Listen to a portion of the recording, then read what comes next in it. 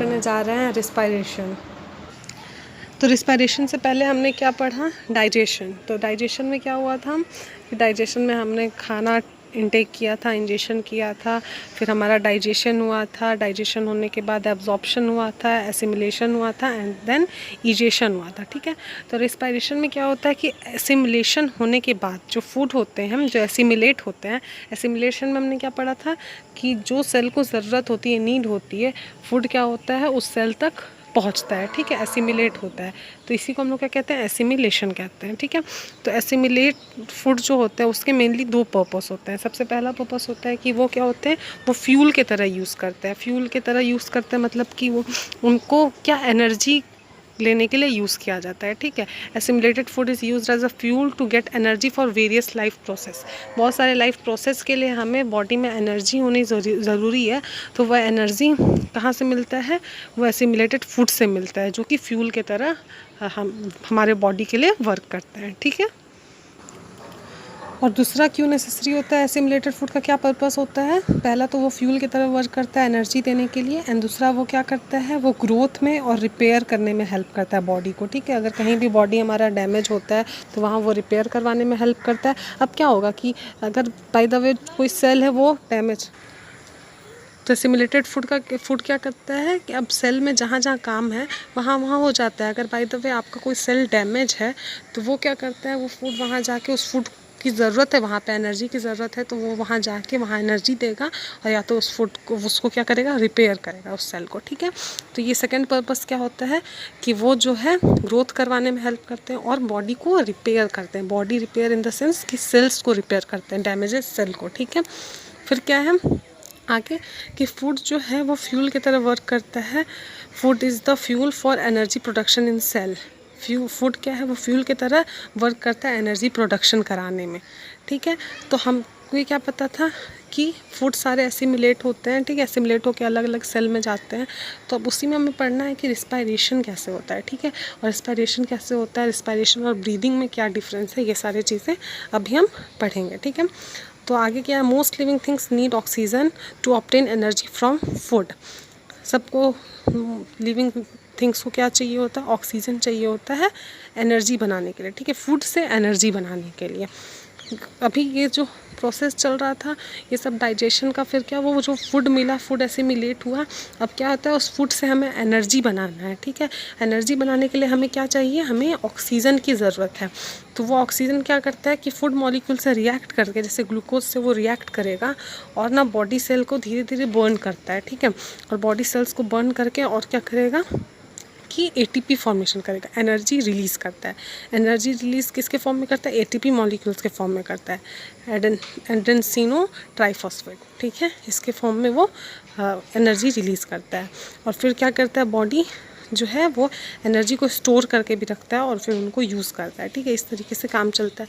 तो उसके लिए क्या हमें ऑक्सीजन चाहिए होता है। ऑक्सीजन हम लोग कैसे करते हैं, अब ऑक्सीजन जो वो हम लोग जब इनहेल करते हैं तो उस प्रोसेस में क्या ऑक्सीजन आता है, जो ऑक्सीजन क्या होता है फिर मिल के और एनर्जी फॉर्म करता है, फूड से मिलके एनर्जी फॉर्म करता है और एनर्जी के साथ साथ कार्बन डाइऑक्साइड एंड वाटर भी फॉर्म करता है। ठीक है, जो वो कार्बन डाइऑक्साइड का कोई काम नहीं होता है तो वो बॉडी से वापस से एक्सहेल होता है। ठीक है, तो चलिए आगे देखते हैं।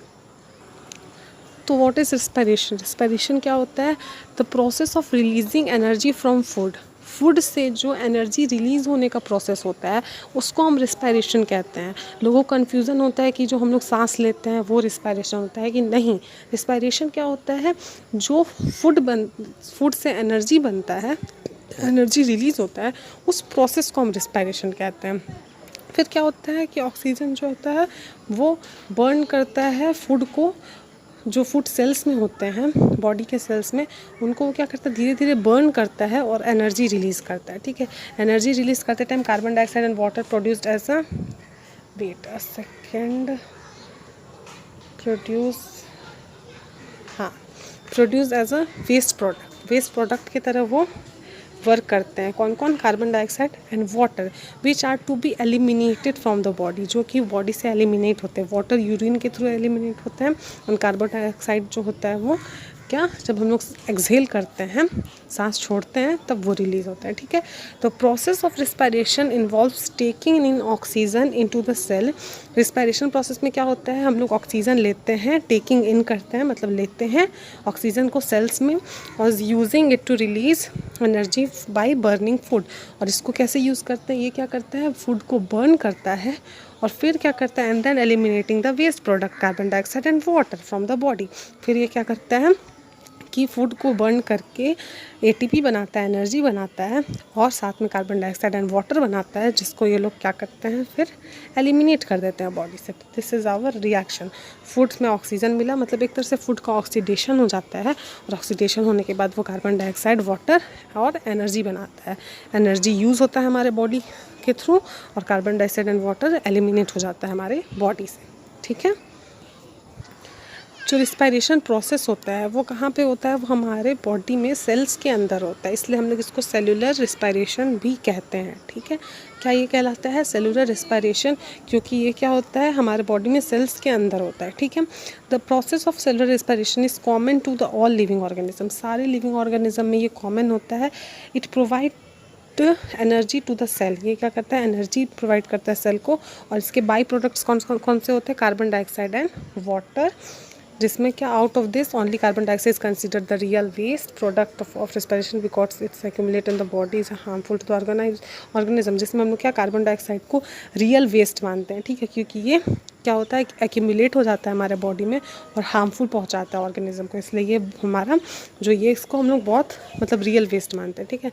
वाटर जो है वो produce during respiration is not harmful to the body, it is rather beneficial for the body. पर ये इसको हम लोग उतना प्रॉपर वेस्ट इसलिए नहीं मानते क्योंकि ये वाटर जो ऐसे भी हमारे बॉडी के लिए बेनिफिशियल ही होता है, ठीक है। तो थोड़ा बहुत जो उसमें वेस्ट होता है वो यूरिन के थ्रू निकलता है, ठीक है।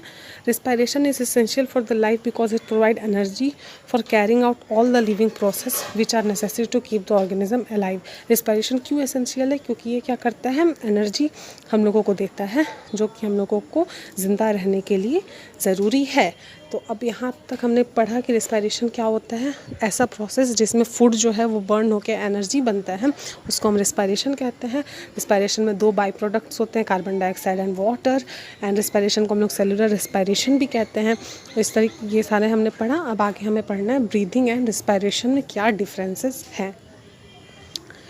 तो यहाँ देखो, ब्रीदिंग और रिस्पायरेशन में क्या क्या डिफरेंसेस है। The mechanism by which organism obtain oxygen from the air, ठीक है, and release carbon dioxide is called breathing. ऐसा मैकेनिज्म जिसमें क्या होता है कि एयर से जो ऑर्गेनिज्म है वो ऑक्सीजन लेते हैं और कार्बन डाइऑक्साइड को रिलीज़ करते हैं, ये हमारा क्या कहलाता है, ब्रीदिंग कहलाता है। ब्रीदिंग में क्या हो गया, ऑक्सीजन लेना एंड कार्बन डाइऑक्साइड देना। But respiration is more complex process, ये उससे ज़्यादा कॉम्प्लेक्स प्रोसेस है, क्योंकि रिस्पायरेशन में हम लोग ब्रीथ तो करते ही हैं, रिस्पायरेशन जो हो रहा है तो उसमें ब्रीदिंग तो हो ही रहा है, उसके साथ साथ ऑक्सीडेशन भी हो रहा है फूड का। फूड क्या कर रहा है, ऑक्सीजन के प्रेजेंस में बर्न हो रहा है और एनर्जी गिव कर रहा है। तो ठीक है, ये बहुत ही मेन पॉइंट है कि क्या होता है ब्रीथ करने में, मतलब ब्रीदिंग क्या करता है, वो ऑक्सीजन लेता है, कार्बन डाइऑक्साइड छोड़ता है। पर रिस्पायरेशन में क्या होता है, ब्रीदिंग तो होता ही है, ऑक्सीजन लेना, कार्बन डाइऑक्साइड रिलीज़ करना तो होता ही है, पर उसके साथ साथ फूड को बर्न भी वो करता है और एनर्जी देता है, ठीक है, एनर्जी रिलीज़ करता है। ओके, ब्रीदिंग क्या है, वो एक तरह का फिजिकल प्रोसेस है, ठीक है, फिजिकली हम लोग करते हैं। पर रिस्पायरेशन क्या है, वो बायोकेमिकल प्रोसेस है, ठीक है, बायोकेमिकल प्रोसेस है, क्योंकि वहाँ पे ऑक्सीडेशन होता है फूड का, ठीक है। फिर क्या है, process of breathing involve the lungs. Process breathing जो होता है वो लंग्स में होता है, ठीक है, वो लंग्स हमारा करता है। पर रिस्पायरेशन क्या होता है, इसमें माइटोकॉन्ड्रिया भी इन्वॉल्व होते हैं, जो कि हमारे सेल में होते हैं, ठीक है, माइटोकॉन्ड्रिया भी इन्वॉल्व होते हैं। Where food is oxidise to release energy, जहाँ पे क्या होता है कि फूड जो होता है वो ऑक्सीडाइज होकर एनर्जी रिलीज़ करता है, ठीक है। तो रिस्पायरेशन जो है वो बायोकेमिकल प्रोसेस है, जो कि बहुत सारे स्टेज में रिक्वायर होता है और बहुत सारे एंजाइम भी लगते हैं उसके लिए, ठीक है। तो मेन पर्पस रिस्पायरेशन का क्या है कि एनर्जी को रिलीज़ करना, ऑक्सीडेशन प्रोसेस है। सिंपल फूड मॉलिक्यूल्स जो होता है, मतलब जैसे ग्लूकोज होता है, ठीक है, ग्लूकोज हमारे बॉडी में जो होता है वो क्या करता है, एसिमिलेट हो जाता है किसी भी सेल में, और वहाँ पे वो ग्लूकोज क्या होता है, वो ऑक्सीजन के प्रेजेंस में बर्न होके क्या करता है, ATP रिलीज़ करता है, ठीक है, एनर्जी रिलीज़ करता है। तो आज हमें यहीं तक पढ़ना है, आगे हम पढ़ेंगे और भी टाइप्स ऑफ रिस्पायरेशंस के, रिस्पायरेशंस क्यों ज़रूरी होते हैं, कैसे होते हैं, कितने टाइप हैं इनके, ये सारी चीज़ें हम पढ़ेंगे। ठीक है, तब तक बने रहिए। ओके, थैंक यू बच्चों।